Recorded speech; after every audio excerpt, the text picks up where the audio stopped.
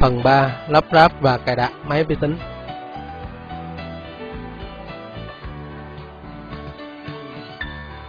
Lắp ráp máy vi tính. Bước 1. Lắp CPU và RAM vào mainboard, test mainboard. Bước 2. Lắp bộ nguồn vào vỏ máy. Bước 3. Lắp mainboard đã có CPU và RAM vào vỏ máy. Bước 4. Lắp card màn hình rời. Bước 5. Lắp ổ cứng vào vỏ máy.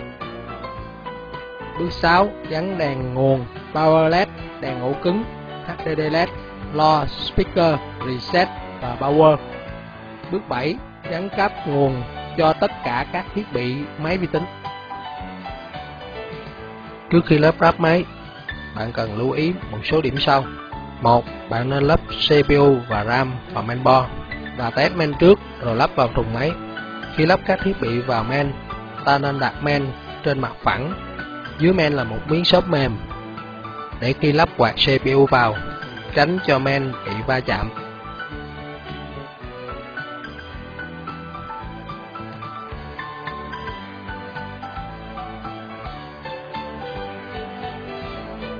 Trước tiên, ta tháo cây gạt giữ nắp đậy CPU ra, rồi dùng tay nâng nhẹ nắp đậy lên.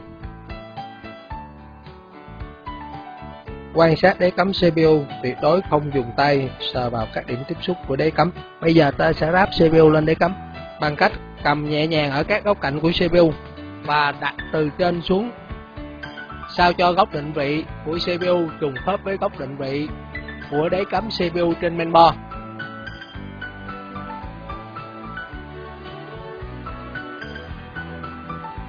Sau đó, đậy nắp CPU lại và gạt cần zip, khóa nắp đế cắm CPU lại. Bây giờ ta gắn quạt CPU.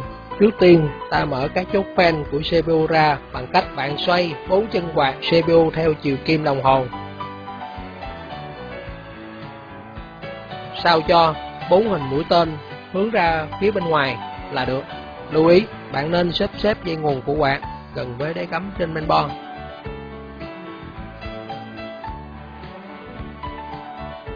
Sau đó bạn đặt quạt CPU vào 4 lỗ tròn xung quanh chân CPU trên mainboard bằng cách ta sẽ ấn trước một chốt xuống và ấn chốt tiếp theo ở các góc chéo, và tương tự ấn 2 chốt kế tiếp ở 2 góc chéo còn lại. Sau đó ta gắn dây nguồn cho quạt. Như vậy, ta đã gắn CPU và quạt của CPU vào mainboard. Bước kế tiếp, ta gắn RAM lên mainboard. Trước khi lắp RAM, ta mở 2 càng của khe cắm RAM ra. Ta cầm thanh RAM ở 2 góc cạnh nhỏ bên trên, đặt vào khe cho khớp với khe cắt của thanh RAM. Lưu ý, khi gắn RAM, ta phải đặt RAM sao cho khe cắt của RAM khớp với khe cắt của đế cắm RAM. Ta dùng một lực cân bằng, ấn nhẹ từ trên xuống ở 2 đầu thanh RAM, thì 2 khóa khe RAM sẽ tự động khép lại.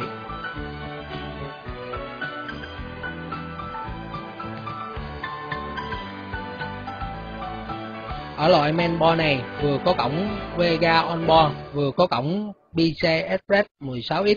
Nếu ta sử dụng card màn hình onboard thì bộ nhớ sẽ chiếm một phần dung lượng của RAM. Còn nếu sau này ta muốn nâng cấp để có độ phân giải cao, màn hình sắc nét mà không tốn dung lượng bộ nhớ RAM của máy, thì ta sử dụng card màn hình rời. Ta đặt card màn hình vừa khớp với khe cắm Vega trên main và dùng tay ấn nhẹ xuống. Như vậy ta đã hoàn tất việc lắp ráp các thiết bị như CPU, RAM, card màn hình vào mainboard. Sau đây ta sẽ tiến hành test thử mainboard xem có hoạt động tốt hay không trước khi lắp vào thùng máy. Trước hết, ta gắn dây nguồn cung cấp điện cho mainboard và cho CPU.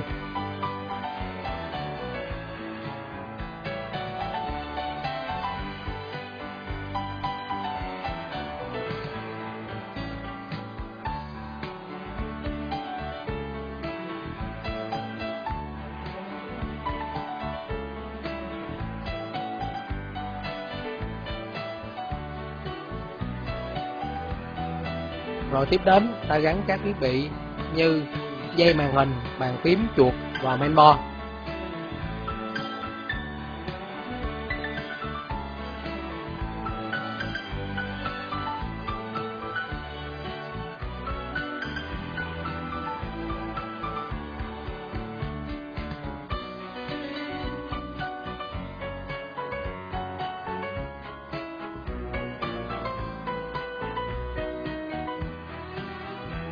Cuối cùng, ta cắm dây nguồn và bộ nguồn để cung cấp điện cho các thiết bị. Để kích nguồn thì các bạn phải xác định chân cắm power trên mainboard. Khi các bạn mua main thì trong hộp mainboard luôn có một sách hướng dẫn. Bạn lật sách hướng dẫn đến phần hướng dẫn chân cắm panel. Phần đế cắm panel sẽ có 10 chân, ta gọi là pin, được đánh dấu pin từ 1 cho đến 10. Đặt điểm trên đế cắm panel, chân số 10 khuyết, không có chân. Theo sách hướng dẫn này, đối với nút power, ta cắm ở vị trí chân số 6 và số 8. Còn nút reset, ta cắm ở vị trí đối diện nút power, tức là ở vị trí chân số 5 và số 7. Đối với nút power LED, cắm ở vị trí chân số 2 và chân số 4. Còn nút HDD LED thì đối diện với nút Power LED, tức là ở vị trí chân số 1 và số 3.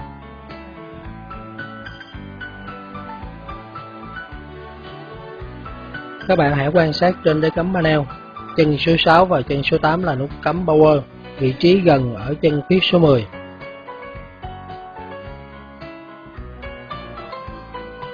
Đối diện là nút Reset ở chân cắm số 5 và số 7.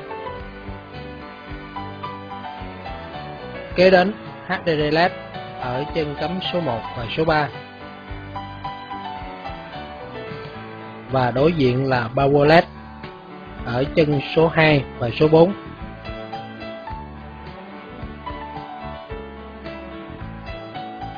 Ta dùng đầu tua vít để kích vào chân số 6 và số 8.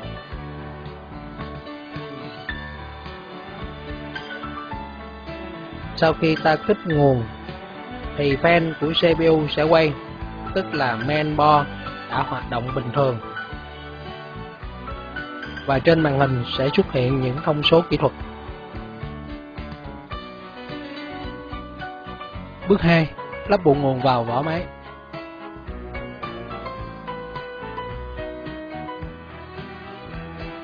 Ta đặt vỏ máy đứng và lần lượt mở hai nắp bên hông của vỏ máy ra. Quan sát trong vỏ máy có kèm theo một bịch ốc gồm có ốc đế của mainboard và ốc của bộ nguồn, và các dây đèn tín hiệu như đèn power, đèn reset, đèn USB, đèn quạt của vỏ máy. Trước tiên ta đặt bộ nguồn vào vỏ máy cho khớp với 4 lỗ ốc phía sau của vỏ máy, và sau đó lần lượt vặn ốc vào.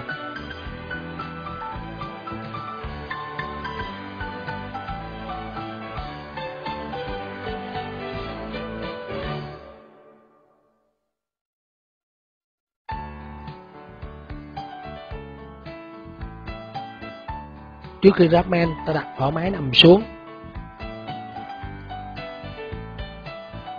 Bước 3. Lắp mainboard đã có CPU và RAM vào vỏ máy. Trước tiên ta lấy ốc đế lắp vào vỏ máy.